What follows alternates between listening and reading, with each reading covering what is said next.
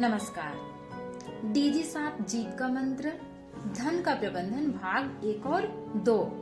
जीत का मंत्र की इस एपिसोड की शुरुआत एक खेल के द्वारा की गई है। इस खेल में 12 विद्यार्थी हैं।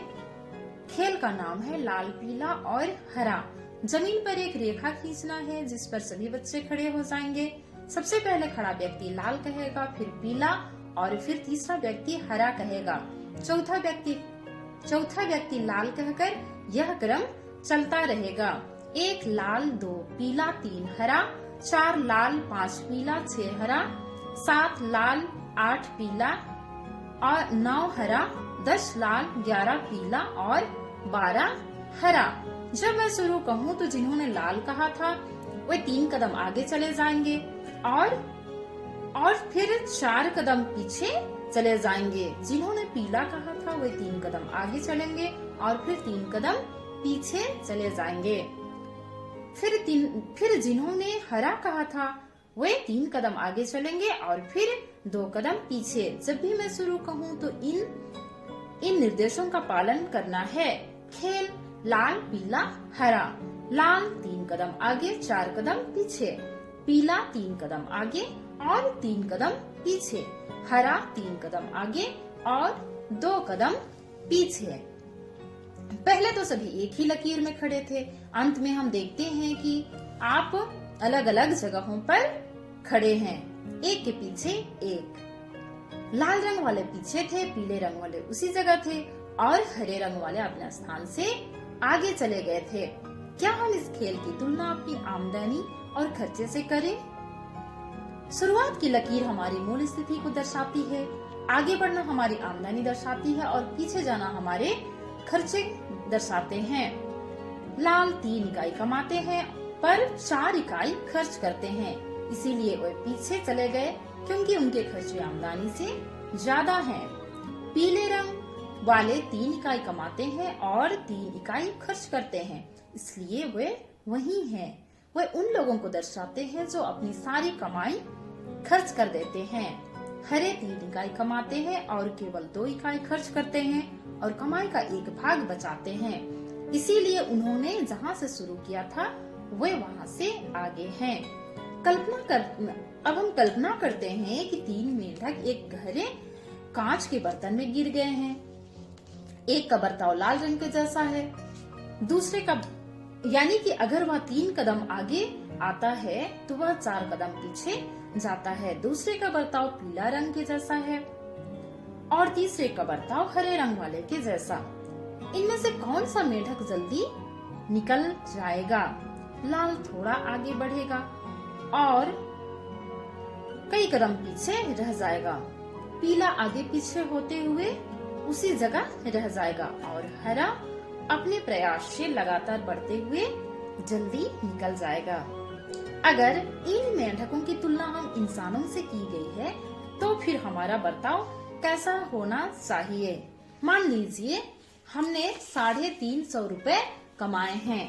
हम एक दुकान पर कपड़े खरीद रहे हैं। हमने 3 कपड़े देखे, आ, बा और सा। तीनों अच्छे हैं और हमें पसंद भी है। आ में अच्छी काशीदाकारी की गई है, इसलिए उसका दाम 350 रुपए है। बा का दाम 300 रुपए है और शाह का दाम 250 रुपए है। हमने 50 रुपए रिक्शे के खर्चे कर लिए और 300 रुपए कपड़े के। इस परिस्थिति में हम कौन सा कपड़ा खरीदेंगे? बच्चों, इस समय हमारा सही उत्तर होगा कपड़ा सा खरीद कर हम 50 रुपए बचा लेंगे। 350 रुपए का कपड़ा खरीदने पर हम लाल रंग को दर्शाते हैं जो हमारी आमदनी से ज्यादा खर्च है। इससे हमारे कर्जे बढ़ेंगे और हमारी आर्थिक स्थिति भी बिगड़ जाएगी। इस तरह के काम हमें नहीं करने चाहिए। उसी किस्म के कपड़े जब 250 रुपए में मिल रहे हैं तो 300 रुपए खर्च करना यह दर्शाता है कि हमारा व्यवहार पीला रंग जैसा है। सब कुछ खर्च कर देने पर हमारा कोई बचत नहीं रह जाएगा। इस वजह से हमारी आर्थिक स्थिति में कोई सुधार भी नहीं हो सकता है।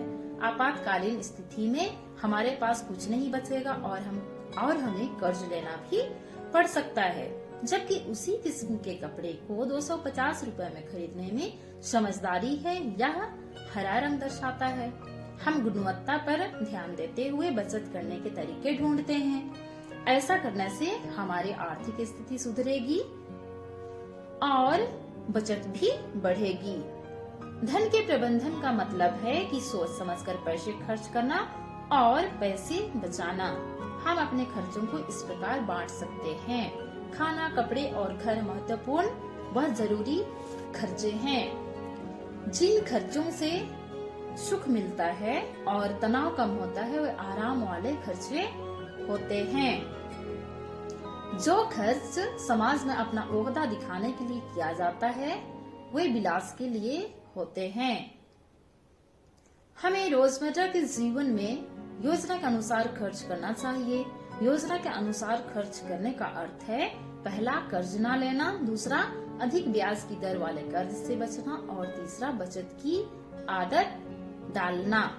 किसी चीज की सजावट या उसके विज्ञापन से आकर्षित होकर कुछ खरीदना आवेगपूर्ण खरीदारी होती है। हम आवेगपूर्ण खरीदारी तब करते हैं जब हम पर दोस्तों का नकारात्मक दबाव होता है और हम उनके सामने दिखावा करना चाहते हैं। हमें इस तरह की खरीदारी नहीं करनी चाहिए। आवेगपूर्ण खर्च ना करना योजना के अनुसार खर्च करने का एक और पहलू है। इस प्रकार हम कह सकते हैं कि हमें हरे रंग वाले के समान अपना बर्ताव करना चाहिए। और बच्चों, इस एपिसोड में हमने यही सीखा कि हमें अपना बर्ताव हरे रंग के जैसा करना चाहिए।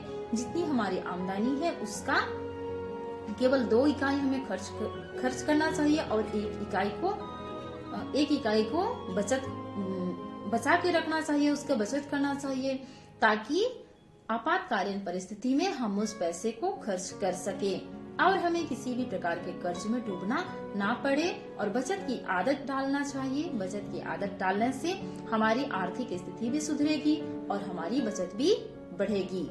तो बच्चों, इस तरह से आज का ये हमारा एपिसोड यहीं समाप्त होता है। अगले एपिसोड में हम फिर मिलेंगे। तब तक के लिए हमें इजाजत दीजिए। धन्यवाद।